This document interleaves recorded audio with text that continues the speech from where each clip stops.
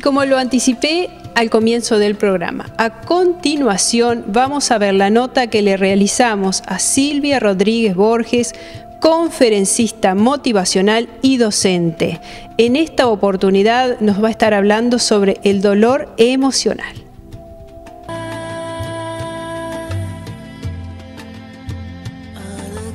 Ya aquí con Silvia, bueno, realmente es mucha la gratificación y el placer, Silvia, que estoy sintiendo de poder volver a verte. ¿Cómo estás? Bueno, lo más bien y realmente un gusto de estar aquí, de esta invitación y bueno, compartiendo con ese público que hay tantas personas conocidas, ¿verdad? Que han quedado recuerdos hermosos de todos aquellos años que venía tan frecuentemente a Carmelo. Así que un gusto, y más un gusto de hablar sobre el tema que vamos a comentar. Claro, y bueno, yo creo que tu esfuerzo, porque hay que destacar que Silvia vino especialmente de Dolores para hacer esta nota, ¿verdad? Este programa y el siguiente.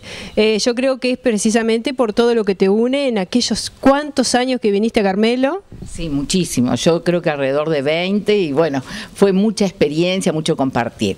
Y bueno, este tema, el que tú presentaste, María Inés, es realmente un tema que me ha llevado mucho tiempo de investigación y sigo haciéndolo, porque siempre hay como una mirada diferente y cuando uno va viendo las cosas de otra manera, va comprendiendo más. Por eso se dice que el autoconocimiento da poder, uno se autoempodera. Es una palabra que si uno la busca en el diccionario, en realidad no la encuentra, pero se está usando mucho porque es como rescatar el potencial que todos tenemos, ¿verdad? Ahora, si no nos conocemos, somos víctimas de nosotros mismos.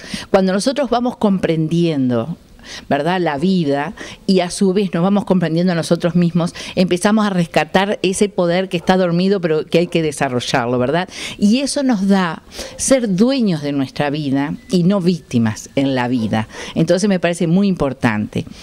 El dolor emocional, si nosotros lo pudiéramos definir, es como el resultado después de una experiencia que tanto puede ser una experiencia visual, una experiencia, digamos, de hechos que estamos viendo, y que el resultado es una sensación de desagrado. Puede ser apenas desagrado o mucho desagrado, que en realidad dentro del dolor emocional, para que las personas que nos están escuchando puedan comprenderlo, vamos a poner toda esa variedad de emociones, como decimos, enojo, tristeza, melancolía, depresión, desasosiego, ansiedad. Todo lo vamos a, digamos, a involucrar dentro de lo que es el dolor emocional, para que cuando hablemos de estos términos sepamos de qué estamos hablando. Bueno, eso es el resultado y ya de entrada vamos a aclarar el concepto, este concepto que es así la piedra fundamental. Nosotros generalmente decimos, me hizo, me dijo, me hiciste enojar, me produjo tal cosa. Entonces el concepto es este. Nosotros vemos, oímos, observamos y nuestra interpretación de lo que vemos es lo que genera la emoción. Por eso se resiste un poco las personas a este concepto, porque llegamos a la conclusión de que somos nosotros los que nos generamos las emociones. Nadie nos puede hacer nada. Somos a nosotros mismos. Sí. Eso depende tanto en cuanto nosotros tengamos esas emociones en conflicto o resueltas. No, porque nosotros, pues, supuestamente, la situación, vamos a poner un ejemplo, ¿verdad? Nosotros vemos algo o nos cuentan algo y eso inmediatamente la mente lo interpreta y según la interpretación que hagamos puede no generarnos nada o puede generar una emoción que puede ser de alegría, ¿verdad?, de expansión, o puede ser de dolor. Pero como vamos a hablar del dolor, vamos a hablar de las interpretaciones que nos generan dolor. Interpretamos, la mente inmediatamente interpreta. ¿Eso por qué, Silvia? Es porque, mira, te digo así, ¿viste el dicho, ojos que no ven, corazón que no siente? Sí. Siempre hago el cuento que viajando había puesto en la valija, pero que llevaba en el mismo avión, un caracol muy pesado, pero muy pesado, que me lo traía. Y no me di cuenta, cuando aterrizamos dejó pasar a todos y no me acordé que esa valija me habían ayudado a subirla. Cuando yo voy a bajarla, no recordé que estaba muy pesada, se me cayó y pegó sobre una persona, la golpeó.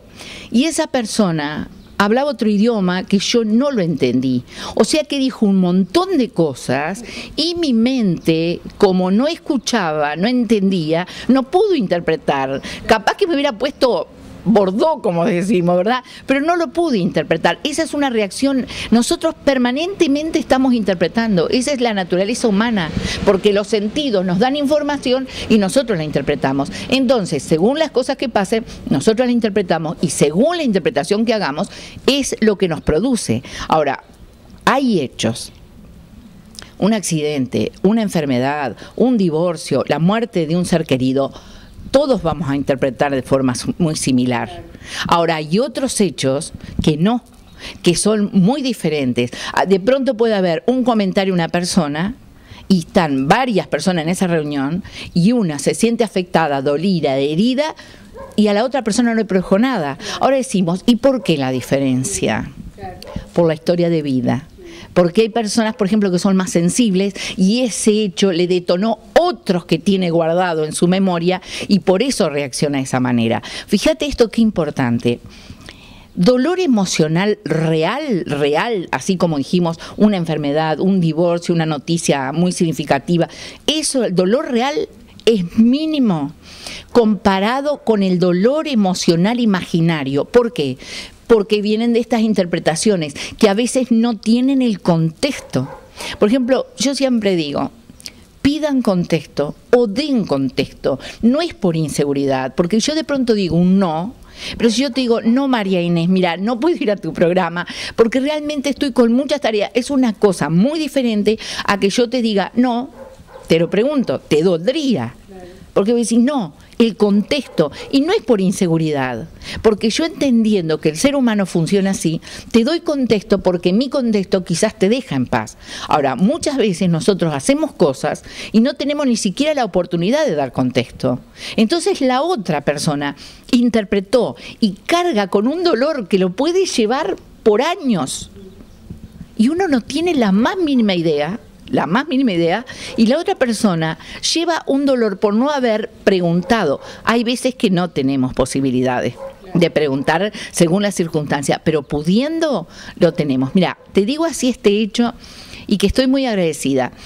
En la revista, no recuerdo si fue la del mes pasado o la otra, yo hice una anécdota y en esa anécdota yo puse una frase y un lector se sintió, digamos, disintiendo por esa frase que yo escribí. Pero esa frase para mí no tuvo importancia porque lo que me importaba era la anécdota. Me llamó y me dijo, quiero saber qué quiso decir usted con esto. Cuando yo le expliqué, me dijo, ay, qué paz que ahora siento. Vos fíjate, y le digo, ¿sabe una cosa? Eso es lo que siempre digo en la revista. Hay que pedir contexto, hay que dar contexto, porque si no la persona queda mal, distante de pronto de mí, porque esa frase le chocó, le impactó, y no me da la oportunidad a mí de explicar. Entonces, el dolor emocional que nosotros, todo lo que nosotros sentimos, es la respuesta a esa interpretación que hicimos a través de los sentidos nosotros interpretamos, ¿verdad? Ahora, ¿qué es lo otro muy importante? Es que en realidad las emociones no son buenas ni malas. Las emociones es la respuesta, como dijimos, a algo que nos sucedió o que escuchamos. Lo que sí es bueno o malo, negativo o positivo, es lo que hacemos con las emociones. Eso sí es lo que nos puede dañar, ¿verdad? Porque generalmente nosotros tenemos una educación de reprimir. A veces nos decimos, pero mirá que te vas a enojar, no le des importancia. Como si el enojo, porque tú me digas que no le dé importancia, que viene de la cabeza, de la mente, digamos, racional, a mí se me va a desaparecer. A mí me tienen que permitir hacer el proceso de sentir eso. Entonces, las emociones tienen una función. La función es que algo me muestra que no está bien.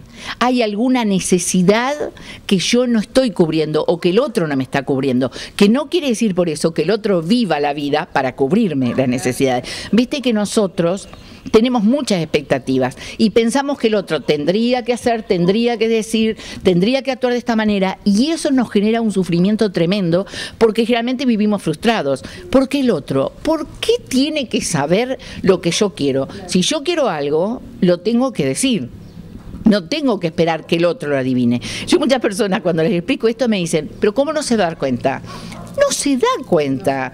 Uno tiene, digamos, la obligación de decir lo que uno necesita. O sea, si yo me siento frustrado, bueno, voy a expresar lo que necesito. El otro podrá en otro momento tener en cuenta eso o no, no sé, porque uno no tiene incidencia, es el otro que elige, ¿verdad?